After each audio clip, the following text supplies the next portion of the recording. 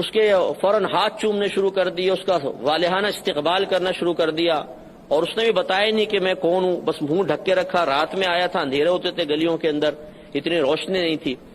تو وہ اس کا استقبال والہانہ کرتے رہے، اور دل میں یہ خیال لاتا رہا کہ یقیناً امام حسین کی ایک پاور یہاں بن چکی ہے،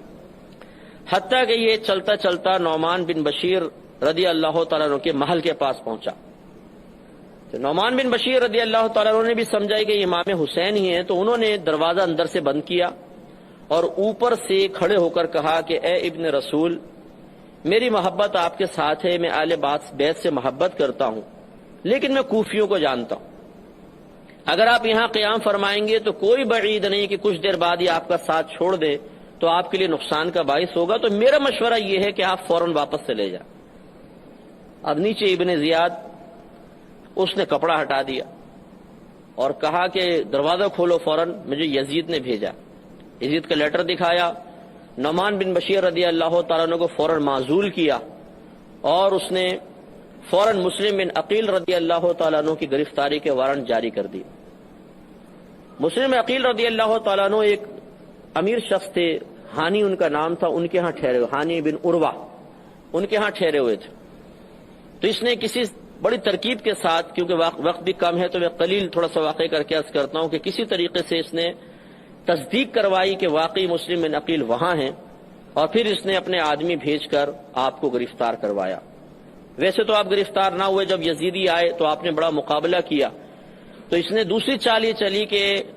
یہ پیغام بھجوایا کہ اگر آپ میرے ساتھ بیٹھ کر آرام سے گفتگو کریں گے تو اس سے کوئی نہ کوئی حل نکل آئے گا، تو آپ ہم سے جنگ نہ کریں، کیونکہ خاندان رسالت سے مقابلہ کرنا یہ عام لوگوں کے بس کی بات نہیں تھی۔ وہ ایسے خاندان کے تربیت یافتہ تھے کہ جو ان کے سامنے آتا تھا دشمن تو اس کو ایسے کاٹ کے رکھ دیتے تھے جیسے گاجر اور مولی کو کاٹ دیتے۔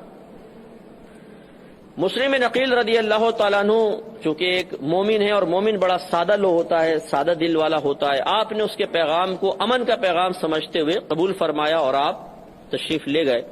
اور جانے سے پہلے اپنے دونوں بچوں کو وہاں کے قاضی تھے، قاضی شرح، ان کے پاس رکھوا دیا اور آپ تشریف لے گئے۔ اس نے اپنے محل کے دروازوں کے پیچھے آدمی کھڑے کیے ہوئے تھے، جیسے ہی آپ داخل ہوئے انہوں نے اچانک وار کیا اور مسلم بن عقیل رضی اللہ تعالیٰ عنہ کو شہید کر دیا۔ گلشن فاطمہ کے تھے سارے گلات پر،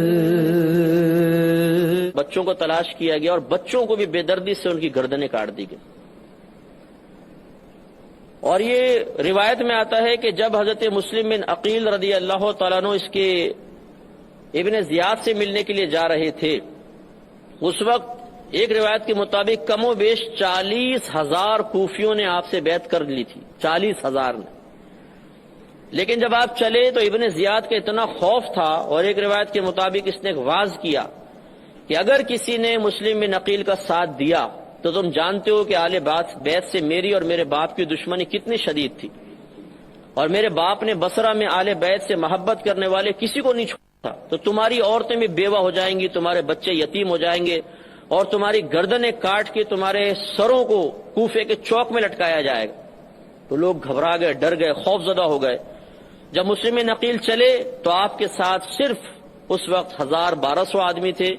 اور جب آپ نے مسجد میں آ کے نماز پڑھی تو آپ کی جماعت میں 500 آدمی تھے، اور جب آپ نے سلام پھیرا تو آپ کے پیچھے ایک بھی نہیں تھا، سارے کے سارے آپ کے پاس سے بھاگ گئے۔ اسی لیے کہا جاتا ہے کوفی لا یوفی، کہ کوفی وفا نہیں کرتا، یہ سب کے سب بھاگ گئے اور آپ اکیلے گئے اور مقام شہادت حاصل کیا۔ جب مسلم بن عقیل رضی اللہ تعالیٰ عنہ پہ وار ہوا اور آپ زمین پہ تشریف لائے تو اس وقت آپ کی زبان حق ترجمان سے نکلا کہ کاش کوئی میرے بھائی حسین کو یہ بتا دے کہ مجھے شہید کر دیا گیا۔ اب چونکہ امام حسین رضی اللہ تعالیٰ عنہ تک ابھی کوئی اطلاع پہنچی نہیں تھی تو آپ کے پاس وہ لیٹر پہنچا مسلم بن عقیل رضی اللہ تعالیٰ عنہ کو کہ آپ فوراً تشریف لائیں، حالات بڑے سازگار ہیں۔ تو اب امام حسین رضی اللہ تعالیٰ عنہ کے پاس دو چیزیں تھیں، ایک عزیمت اور ایک رخصت۔ عزیمت کا مطلب تو یہ ہے، پہلے رخصت کا سمجھ لیں کہ بعض اوقات شرعی احکام اللہ تعالیٰ کی طرف سے بندوں کی طرف متوجہ ہوتے ہیں، لیکن اس میں رعایت کا پہلو ہوتا ہے، نرمی کا پہلو ہوتا ہے. اگر آدمی چاہے تو اس نرمی کو اختیار کر لے اور اس شرعی حکم سے وقتی طور پہ پیچھے ہو جائے، اس کو رخصت کہتے ہیں. جیسے کوئی شخص ہے کھڑے ہو کر نماز پڑھنے میں درد ہوتا ہے تو اجازت دے دی گئی بیٹھ کے پڑھ لو. اب اگر وہ بیٹھ کے نہ پڑھے کہ میں کھڑے ہو کر پڑھوں گا تو ہم کہیں گے یہ عزیمت پر عمل ہے، اور اگر وہ بیٹھ کے پڑھ لے تو کہا جائے گا یہ رخصت پر عمل ہے. امام حسین رضی اللہ تعالیٰ عنہ کے پاس دو راستے تھے، ایک عزیمت کا جو مشقت والا تھا، آپ اگر نکلتے جا کے یزید سے مقابلہ بھی ہوتا، جنگ بھی ہوتی، سب کچھ ہوتا، اور ایک رخصت کا معاملہ تھا کہ یزیدی لشکر بہت بڑے تھے، ان کے پاس طاقت تھی، ان کے پاس